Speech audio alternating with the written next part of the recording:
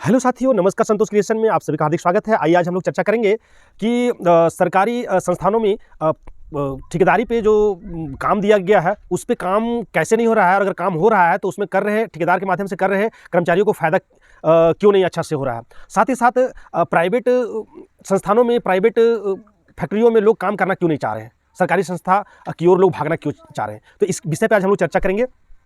दुर्भाग्य की बात यह है कि हमारे भारत लोकतंत्र जैसे भारत में इतनी जनसंख्या होने के बावजूद भी हम सबसे पहली बात है कि हर एक काम को मशीन से कर रहे हैं।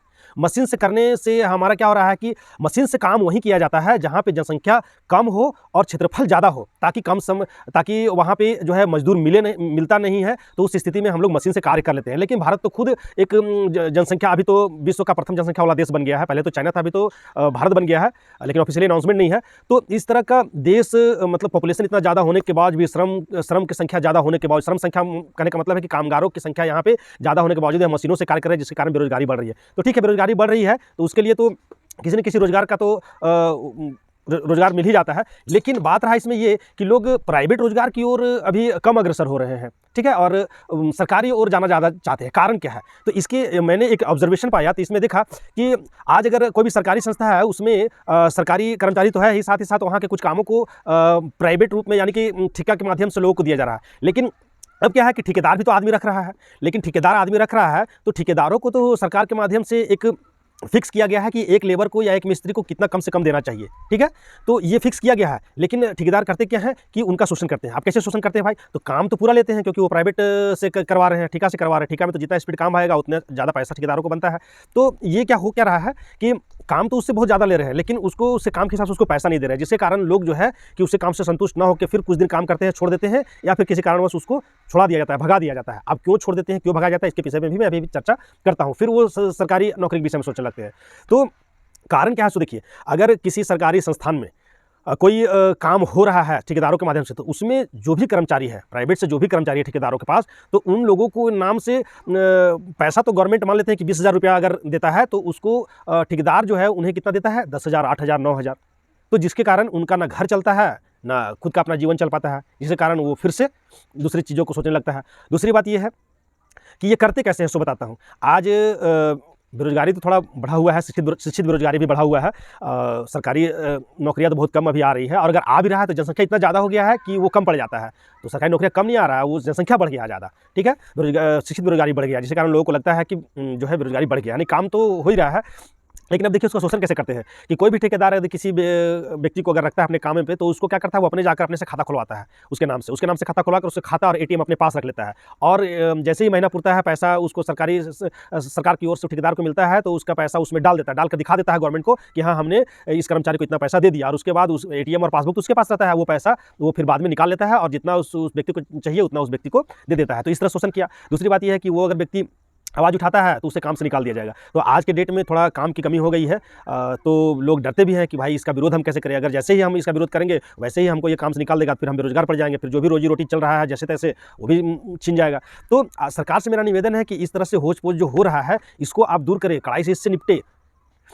आप गुप्त रूप से लोगों से आप पूछे, आपके पास पूरा आंकड़ा होना चाहिए कि किसी भी कॉन्ट्रैक्ट के अंदर कौन कौन व्यक्ति काम कर रहा है। अगर कोई व्यक्ति काम कर रहा है तो उसको काम पे डायरेक्ट जो है क्या, जब मन चाहे तब हम निकाल नहीं सकते, ऐसा कानून बनाइए, ठीक है। और उससे टाइम टू टाइम जो है कि गुप्त रूप से आप पूछिए कि भाई आपको तनख्वाह कितना मिल रहा है, ठीक है। तो ये सारा बहुत कुछ देश में हो रहा है। यदि आप प्राइवेट में काम करना कोई नुकसान की बात नहीं है, लेकिन जितना आप पैसा दे रहे हैं उनको पेमेंट करने के लिए उतना पैसा मिल नहीं पा रहा है, तो इसको रोकिए।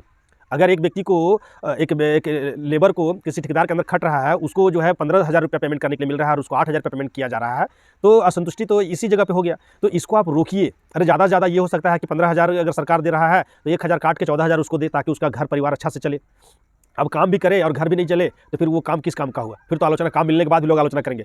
तो आप वर्तमान सरकार, मोदी सरकार से आपसे निवेदन है कि इन सब बातों पे आप जो है सतर्क होइए। इन सब चीज़ों जो हो रहा है देश में, इस पे आप एक्शन लीजिए। एक्शन लेंगे तब आपको जनता बहुत चाहेंगे, और आने वाला समय में, अभी तो आप हैं ही, आने वाले समय में पता नहीं कितने सालों तक आप प्रधानमंत्री रहेंगे, इसका तो मुझे भी गारंटी नहीं है। मैं और भी वीडियो में बोल चुका हूँ, लेकिन इन सब पर आप निश्चय लीजिए, इस पर कार्रवाई कीजिए, कड़ा से कड़ा कार्रवाई कीजिए। आज तो ऐसा हो गया कि भाई 1-2 नियम तो बनता है, किसी न किसी कागज़ में तो नियम होगा कि भाई ऐसे करने से इसका पनिशमेंट ऐसा हो, लेकिन उसे पनिशमेंट मिलता नहीं है। तो सरकारी कामों की ओर भागने से ज़्यादा लोग प्राइवेट काम की ओर कैसे भागे, इस पे आपके पास बहुत सारे आईएएस आईपीएस अफसर हैं जिनके बड़े-बड़े दिमाग हैं। उनसे आप पूछिए कि भाई इसके लिए क्या किया जाए और उसको कड़ाई से लागू कीजिए।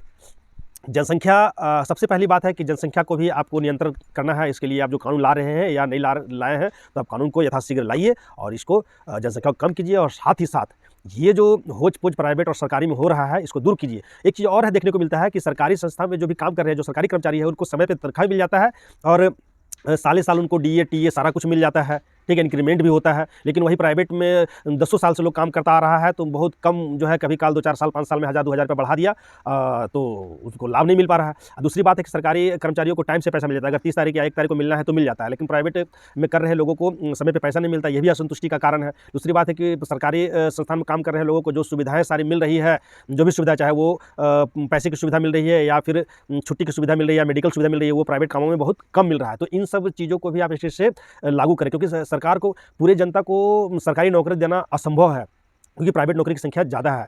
तो आप प्राइवेट की ओर ज़्यादा ध्यान दें। जैसे कैसे आप वोट के लिए उन लोगों को ज़्यादा फोकस करते हैं जिनकी संख्या ज़्यादा हो, तो फिर यहाँ भी तो आपको वही फोकस करना है ना कि भाई यहाँ जीविका के लिए सबसे ज़्यादा साधन लोग को क्या है, सरकारी नौकरी वाले तो बहुत कम है। ज़्यादा से ज़्यादा क्या करते हैं लोग, खेती करने वाले ज़्यादा हैं या प्राइवेट नौकरी करने वाले ज़्यादा हैं। तो इन लोगों पे आप ज़्यादा ध्यान दीजिए, इन लोगों के कुछ ऐसा कड़ा नियम बनाइए जो आप सरकार कर्मचारी को वो नियम नहीं हो, जैसे मेडिकल का हो।